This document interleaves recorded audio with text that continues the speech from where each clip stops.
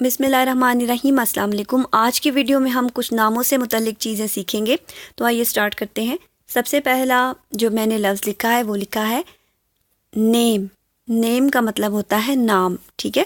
یہ عموماً آپ سے جب بھی آپ کوئی فارم فل کر رہے ہوں یا کوئی آپ سے آپ کا نام پوچھ رہا ہو تو تب یہ لفظ آپ کو سننے میں ملتا ہے۔ جیسے میں نے مثال کے طور پہ پہلے بھی ویڈیوز میں بتایا ہے کہ سوال واٹس یور نیم، آپ کا نام کیا ہے، ٹھیک ہے۔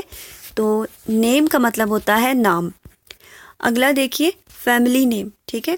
کافی لوگ جو ہیں وہ اپنا خاندانی نام اپنے نام کے بعد استعمال کرتے ہیں، جیسے کہ کوئی کہتا ہے میں چودھری ہوں تو وہ لوگ اپنا خاندانی نام چودھری لگاتے ہیں ہر نام کے ساتھ، تو اس کو فیملی نیم کہتے ہیں، یعنی کہ اس کا خاندانی نام۔ کسی کا دادا کے زمانے سے کوئی نام چلا آ رہا ہوتا ہے تو وہ لوگ اپنے ہر بندہ اس خاندان کا اس نام کو اپنے نام کے ساتھ استعمال کرتا ہے، تو وہ ان کا خاندانی نام ہوتا ہے۔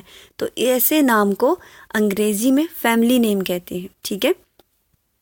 اگلا دیکھیے فرسٹ نیم، ٹھیک ہے۔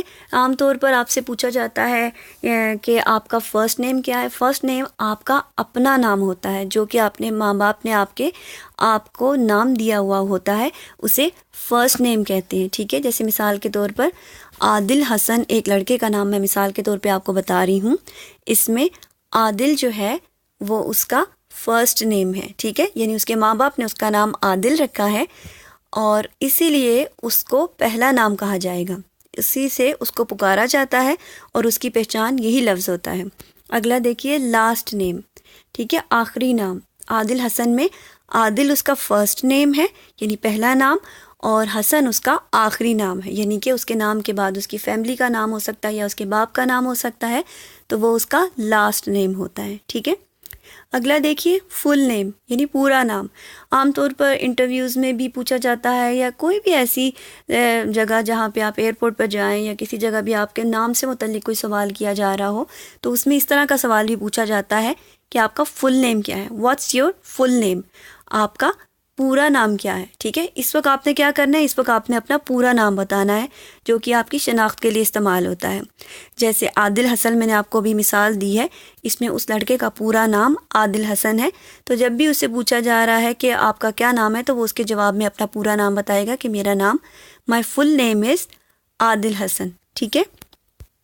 اگلا سوال دیکھیے کاسٹ، ذات، ٹھیک ہے۔ ذات پات کا نظام تو ہمارا دنیاوی نظام ہے، لوگ اپنے آپ کو اپنی ذاتوں سے بھی پہچانتے ہیں۔ کوئی کہتا ہے کہ میں راجپوت ہوں، کوئی کہتا ہے میں قریشی ہوں، کوئی اسی طرح کی مختلف ذاتیں پاکستان میں بھی ہیں اور ویسٹرن معاشرے میں بھی، کرسچن سوسائٹی میں بھی لوگ اپنی ذات کوئی اس سے اپنی پہچان بھی کرواتے ہیں کہ یعنی میرا میں اس قبیلے سے تعلق یا اس طرح سے گروپ سے لوگوں سے تعلق رکھتا ہوں، تو ایسے لفظ کو ذات کہتے ہیں، اور انگریزی میں ذات کے لفظ کے لیے جو لفظ استعمال ہوتا ہے اسے کاسٹ کہتے ہیں، ٹھیک ہے۔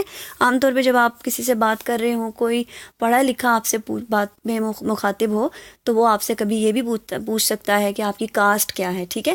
تو کاسٹ کا کیا مطلب ہوتا ہے، کاسٹ کا مطلب ہوتا ہے ذات۔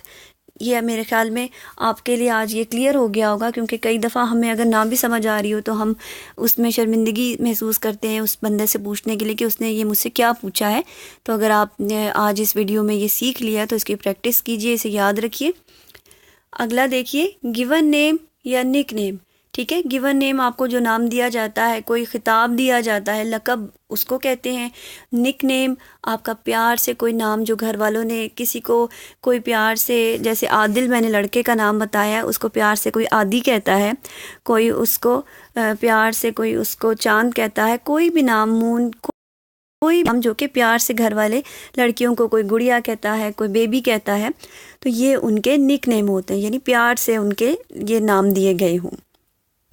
گیون نیم کوئی لقب ہوتا ہے، جیسے کہ کوئی بھی سر کا خطاب دیا جا رہا ہے یا کوئی بھی بڑے شخصیت کو جو خطاب دیا جاتا ہے تو وہ اسے گیون نیم کہلایا جاتا ہے۔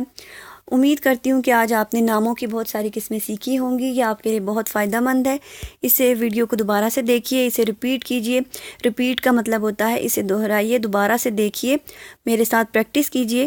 مجھے عام طور پر میرے پیج پر لوگ یہ سوال پوچھتے ہیں کہ انگلش کو کیسے ہم امپروو کریں، یعنی ہم کیسے اس کو بہتر بنائیں، تو اس کے لیے میں آپ کو ہمیشہ سے ایک ہی ٹپ دیتی ہوں، وہ یہی ہے کہ آپ روزانہ اپنی زندگی کے لیے 1 گھنٹہ انگلش کے لیے نکال لیں۔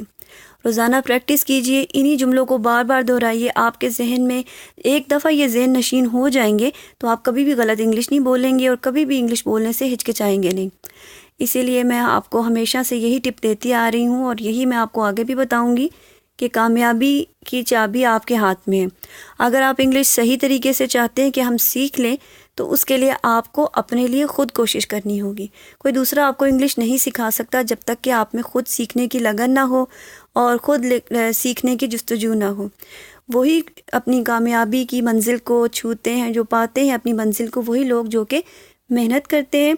ویسے بھی حدیث آپ لوگوں کو پتہ ہے، الکاسب حبیب اللہ، کہ محنت کار اللہ تعالیٰ کا دوست ہے۔ جو بھی محنت کرتا ہے اللہ تعالیٰ اس کے لیے راستے آسان کر دیتے ہیں۔ اپنا ڈھیر سارا خیال رکھیے گا۔ اللہ حافظ۔